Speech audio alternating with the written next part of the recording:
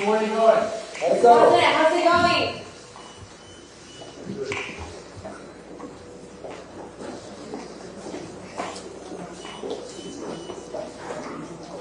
Yeah. All right, let's see.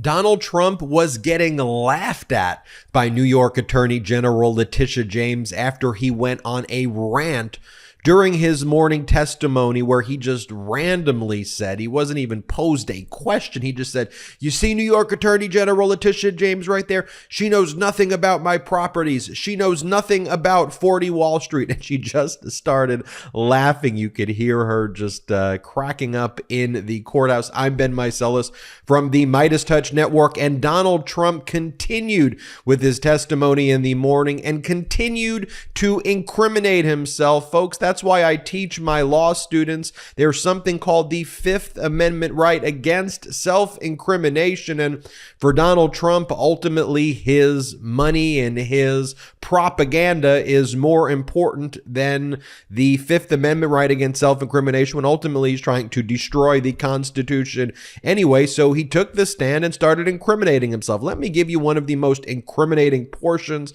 of his testimony. This is part 3, by the way, of our review of what went down this morning in the testimony, where Donald Trump almost got kicked out of court for his out-of-control behavior.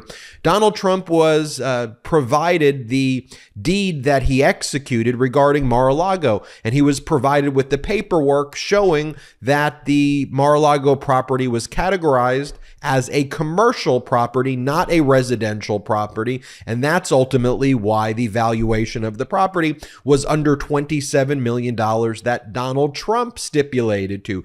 And the deed that Donald Trump had signed, let me repeat it, that Donald Trump and the Trump Organization signed said that Donald Trump and the revocable trust, quote, intend to forever use this property as a commercial property, intend to use forever as a commercial property, to which Donald Trump responded, well, my intentions could change. Well, not at that point in time where fraudulent financial representations are made. So anybody who you told that this was a commercial property, not a residential property, and you intended to use it as a commercial property in order to gain the tax benefits, that's called fraud.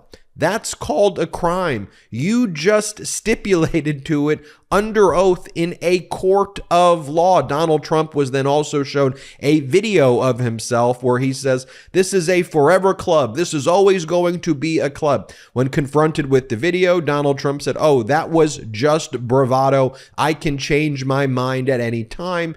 And again, first and foremost, that's not true contractually, but even if it was true contractually with the deed that was signed, it is when the representations were ultimately made. And who do you make those representations to? Banks, insurance companies, and taxing authorities like the Palm Beach County tax assessor in order to devalue Mar-a-Lago to pay less property taxes. So there was an instance where Donald Trump just flat out admitted to the fraud. Throughout the testimony as well, Donald Trump started lashing out at New York Attorney General Letitia James. He said, she's a hack. She wants to be governor and she's a hack and she doesn't know anything about property.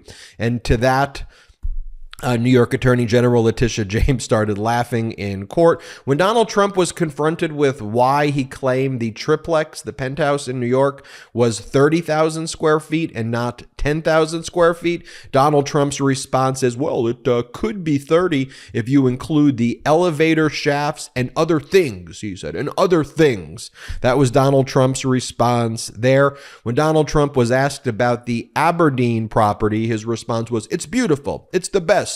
It's the greatest golf course ever, to which Judge Engoron struck that testimony as being non-responsive. And then Donald Trump's obsequious lawyer, Christopher Kise, said, I thought that was a brilliant response, Your Honor. I thought that was brilliant. Here's the thing, too. Chris Kise was someone with a fairly decent reputation as a lawyer before representing Donald Trump, Solicitor General in Florida. And now there's really no difference between Chris Kise and Alina Habba. By the way, there's Alina Habba in court. She now has turned her laptop into a billboard for her law firm. You don't get much more clownish than that. Oh, you do. You've got Donald Trump's testimony, and Donald Trump then randomly stated, quote, I have more money than you thought, huh? I have more money than you thought. When asked about Aberdeen as well, Donald Trump stated randomly, I'm not a windmill person. I'm not a windmill person. And you are a terrible judge. What you are doing, you are terrible. And you believe her. She's a hack. She's unfair. To which Judge Engoron was like, all right, are you done? Okay. Next question, New York Attorney General lawyer Kevin Wallace, and Kevin Wallace continued to methodically dismantle Donald Trump. Did you know over 80% of people have subscriptions they've forgotten about? It's too easy to subscribe to a free trial of something and then completely forget about it once you stop using it. We've all been there, right as the monthly charges start rolling in. That's why I'm such a big fan of Rocket Money. Rocket Money is a personal finance app that finds and cancels your unwanted subscriptions. How great is that? It monitors your spending and helps you lower your bills all in one place. With Rocket Money, you can easily cancel the ones you don't want with just the press of a button. No more long hold times or annoying emails with customer service.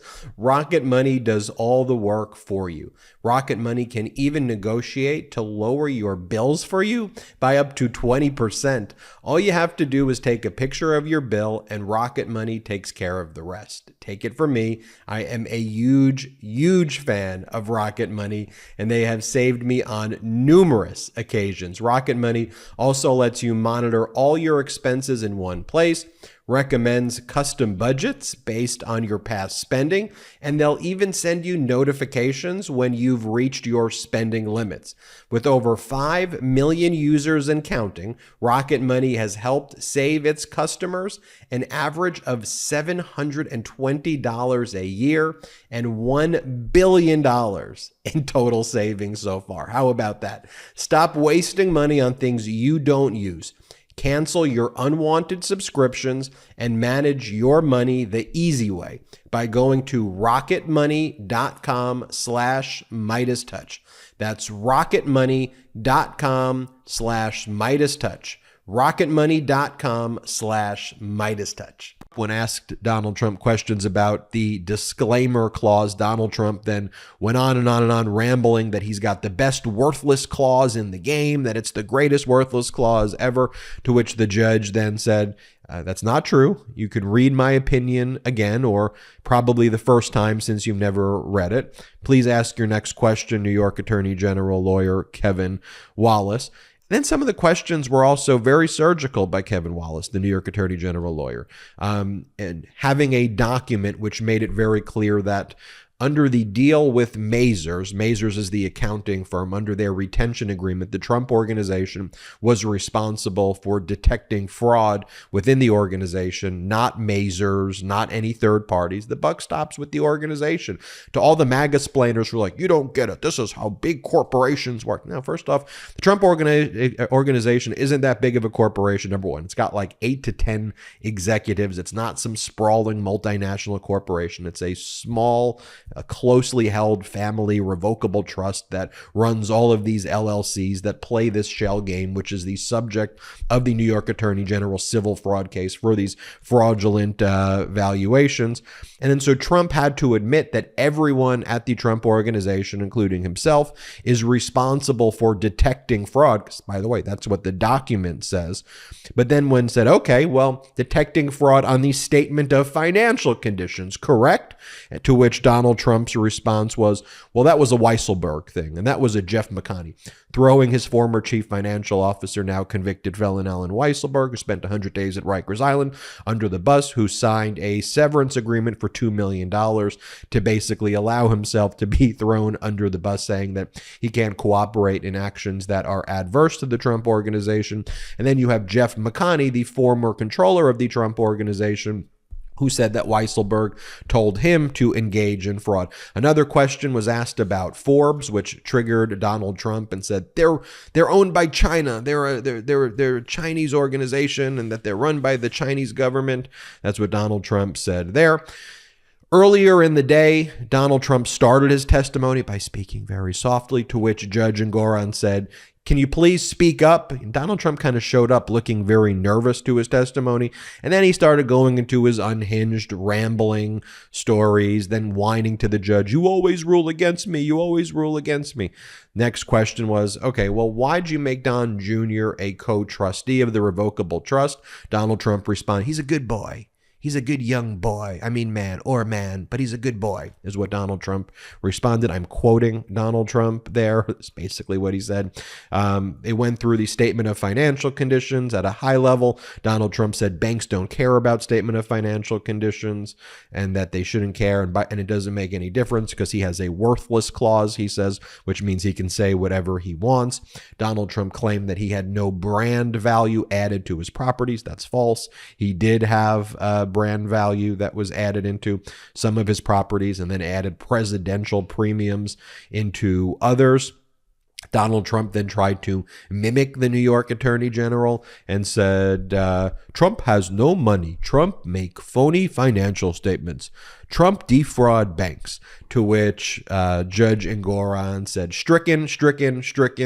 And to Christopher Keiss, Trump's lawyer, control your client, please. And then Christopher Keiss goes, it's your court. Do whatever you want. Because one of the things they're trying to do is to provoke the judge to kick Donald Trump out, which the judge threatened to do during Donald Trump's testimony, so they can all go, aha, you see, the judge even kicked me out. They wouldn't even listen to my testimony. And that's why, even though the judge reprimanded Donald Trump and said that he's going to kick him out, they're just letting the testimony come in, because at this point, Trump is just, it continues to incriminate himself. And he goes, my assets are the best. The banks come to me. And here's the thing, in a court of law where evidence matters, we've already had the testimony from people at the banks. We've had people from the accountant firm like Meiselas. We had people from the insurance companies like Zurich. They've testified that Donald Trump was lying, that Donald Trump was engaged in fraud. They've got the emails, the documents, the data to back that up. And right now we have just a completely unhinged individual attacking the New York Attorney General, talking about windmills, admitting to crimes on the stand, and just acting like a total maniac. This is part 3 of our update. We will be doing more updates throughout the day. So make sure you're subscribed to the MeidasTouch network as we keep providing more updates here. And if you want to support the work we're doing, go to patreon.com/MeidasTouch and have a great day. Hey Meidas Mighty, love this report? Continue the conversation by following us on Instagram @MeidasTouch to keep up with the most important news of the day. What are you waiting for? Follow us now.